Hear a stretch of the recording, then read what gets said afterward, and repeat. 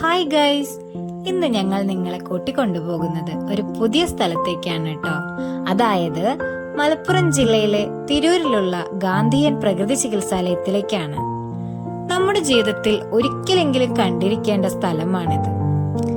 ബാക്കി വഴിയെ കാണാം.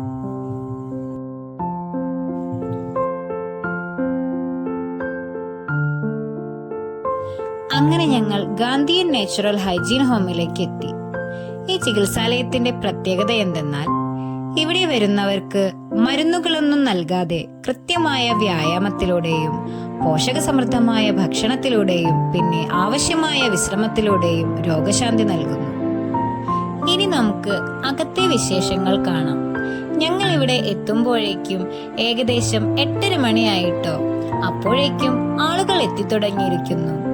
എല്ലാ 2 ശനിയാഴ്ചകളിലും ഇവിടെ ഡോക്ടർ പി രാധാകൃഷ്ണന്റെ പ്രത്യേക ആരോഗ്യ ക്ലാസുകളും പാചക പഠനവും അതോടൊപ്പമുള്ള കലാവിരുന്നും അതുപോലെ തന്നെ പ്രകൃതി സദ്യയും ഉണ്ടായിരിക്കും. അപ്പോൾ നിങ്ങൾ വിചാരിക്കും, എന്താണ് ഈ പ്രകൃതി സദ്യ?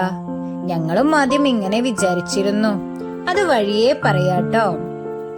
മനോഹരമായ തിരൂർ പുഴയുടെ തീരത്താണ് കേട്ടോ പ്രകൃതി ഗ്രാമം സ്ഥിതി ചെയ്യുന്നത്.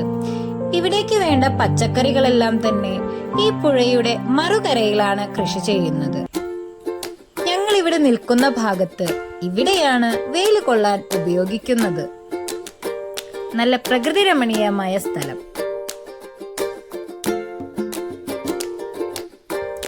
ഡോക്ടറുടെ രാവിലത്തെ ക്ലാസ് കഴിഞ്ഞതിന് ശേഷം ഞങ്ങൾ എല്ലാവരും കൂടി പ്രകൃതി സദ്യ ഒരുക്കുന്ന തിരക്കിലാണ്. സദ്യയിലേക്ക് വേണ്ട വിഭവങ്ങളുടെ ഒരുക്കം ഞങ്ങൾ എല്ലാവരും കൂടി ചെയ്യുകയാണ് കേട്ടോ.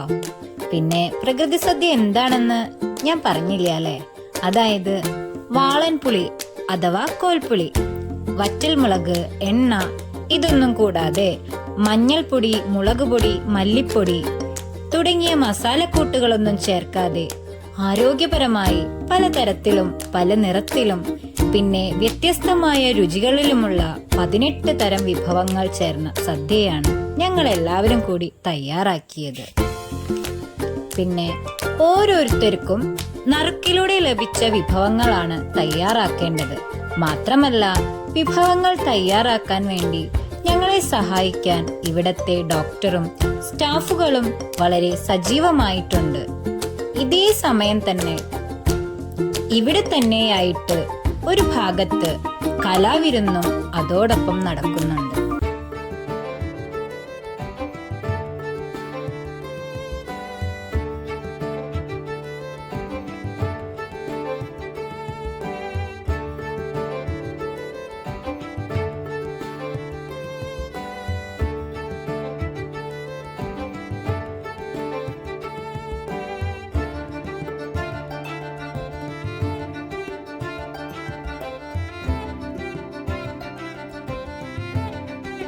അങ്ങനെ ഇവിടെ 18 തരം വിഭവങ്ങളടങ്ങിയ പ്രകൃതി സദ്യ തയ്യാറായി.